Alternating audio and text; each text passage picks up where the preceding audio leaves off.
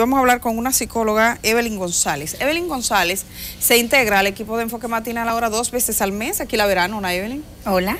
Evelyn, aunque tienes otro tema, porque Evelyn sobre todo nos va a ayudar con todo el tema que tiene que ver con la sexualidad, la vida en pareja, la violencia que vivimos en nuestro país, que es una de sus, digamos, de los temas que ella más ha manejado como terapeuta. Así es. Sí quisiera hacerte una pregunta así muy corta de introducción, y es que mirando este caso, ¿por qué es importante para la gente enterrar a sus muertos? Es decir, yo le tengo un sitio. Porque parte del duelo se cierra un ciclo. Hoy en día del duelo no se habla de etapas, se habla de trauma, se habla de integración, se habla de protección. Cuando el cuerpo no aparece, la sensación es no tengo nada. El cuerpo es importante porque tengo algo que ver, me da visibilidad y se cierra un ciclo con esa etapa del duelo que puede durar 2 años, igual puede 3. Ya hoy en día no se habla de 3 años ni 2. La desaparición es muy difícil, es muy traumática no ver a tu muerto, porque indica además una deshumanización y una cosificación del cuerpo. No aparece en mi memoria traumática. Así que es bueno un poco para entender el interés incluso de la familia que está en pleno derecho de sepultar. Y que genera un trauma, Edith, además. Sí, todo esto lo que hace más traumático. Así es. Lo que ha pasado. Pero bueno, en el caso de Evelyn, hoy, que es su primer día, como les cuento, estará cada 15 días acá, vamos a hablar del abuso sexual. El abuso sexual ha sido el tema que ella ha planteado y quisiera que alguna gente, no tiene incluso que dar su nombre, si tienen algún testimonio o alguna pregunta en ese sentido, puedan hacerla a nuestros teléfonos, que lo vamos a poner en pantalla. Evelyn ha trabajado como terapeuta en casos de violencia intrafamiliar. Sería bueno un poco que le dijeras a la gente las áreas donde te has desempeñado y comenzamos de una vez el tema del abuso sexual. Perfecto, a mí me gusta hablar de lo que hago en terapia de lunes a viernes. Yo soy especialista en temas de violencia intrafamiliar y abuso sexual. Eso es lo que hago todos los días y temas de pareja. El abuso sexual y la violencia la trabajo hace 14 años ya, de cerca, casuísticamente. El abuso sexual es una de las condiciones traumáticas más impactantes en mi quehacer terapéutico. Las investigaciones son horrorosas.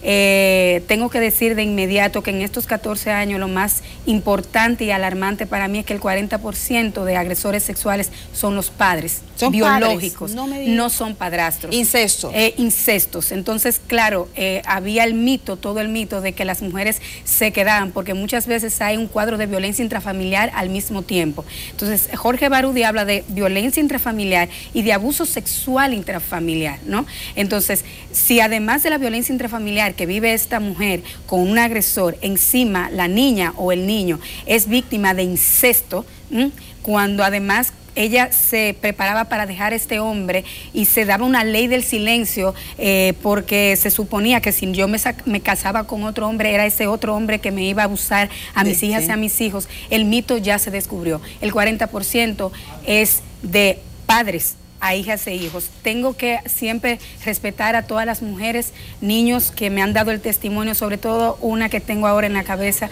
tiene apenas 23 años y hace 2 años que terminó el incesto porque ella lo terminó. El padre es biológico, la abusa desde los 14 años. Desde los 14 hasta los 21 años. 21 años. Y todavía le insinúa porque... 7 años abusando sexualmente de su hija. 7 años. Se crió con él desde los 14 años. Estamos hablando de una persona con alto nivel de estatus socioeconómico, porque muchas veces hablamos de los abusadores como personas que no estudiaron, gente que no tiene capacidad intelectual, todo lo contrario, son gente con doble fachada. Entonces el abuso sexual es poco entendido porque los adultos ni las adultas, muchas veces, ahora en este momento yo estoy hablando, mucha gente va a comenzar a hacer náuseas y no va a saber por qué, porque eso se llama reexperimentación.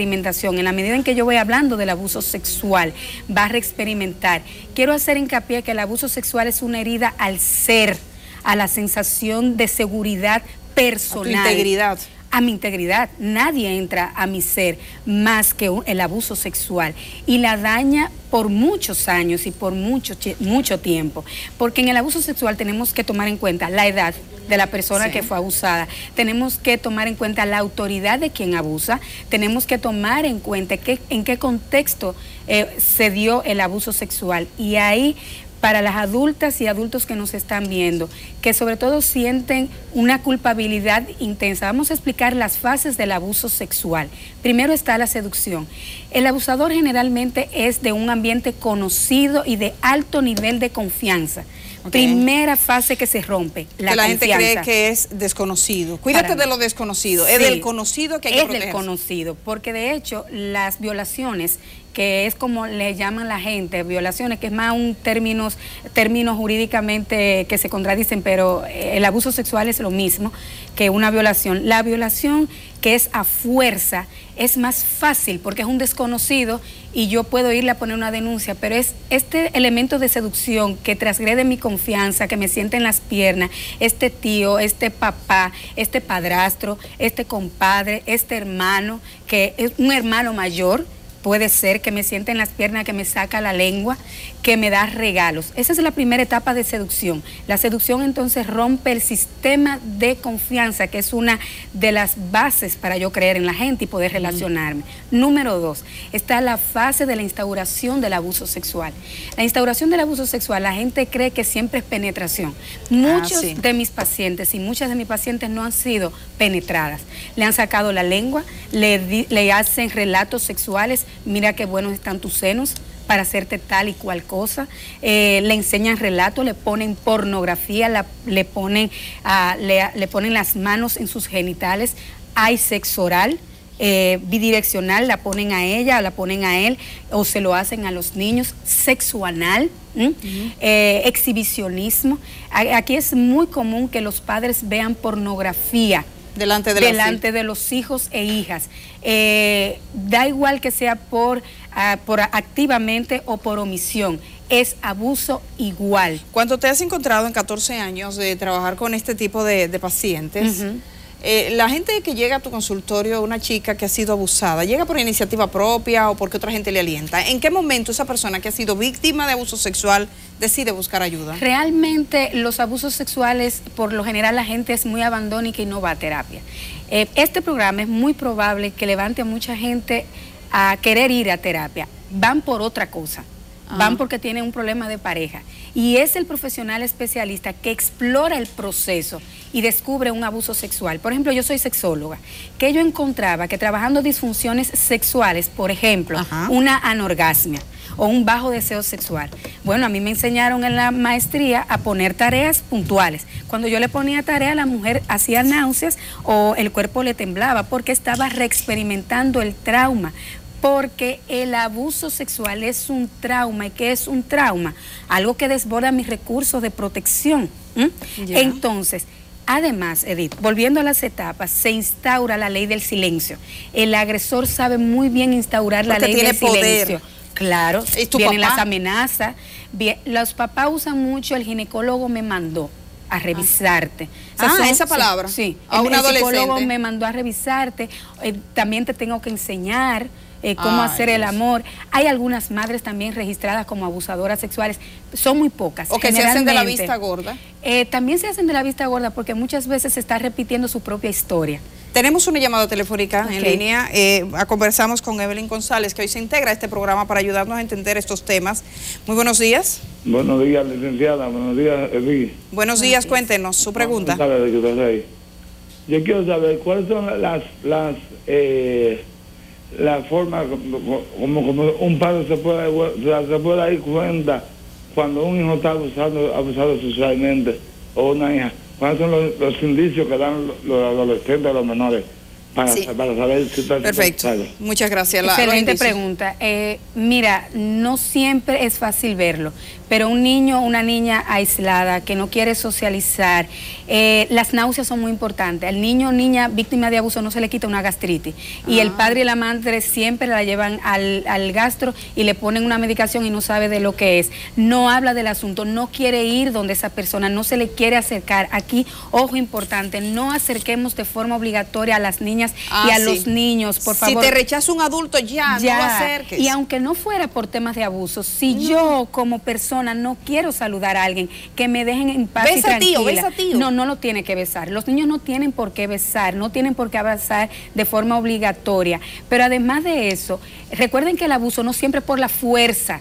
Entonces, es muy probable que el niño y la niña vayan donde el adulto abusador. Entonces, es muy probable que sea difícil para usted identificarlo porque él va y se le sienta en las pernitas, porque el niño y la niña se confunden, no sabe qué es lo que está pasando aquí.